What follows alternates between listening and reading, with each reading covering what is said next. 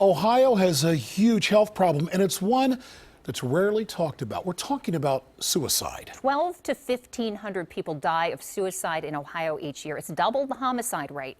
So there's a new push at the State House to save lives and erase the stigma of suicide. A new push in Ohio to end suicide. It's more common and affects more families than you'd think. Obviously, I would give everything up to have him back. For State Rep Marlene Anielski, this new legislation to help prevent suicide is personal. For those that don't know, I did lose my 18-year-old son on March 4th, 2010, and he was a senior in high school.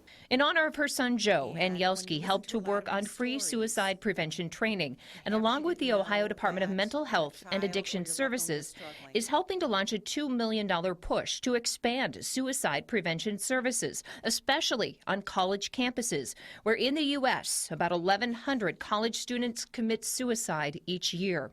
Ohio Lifesaver will include resources on college websites, free 24/7 crisis hotlines, and text support.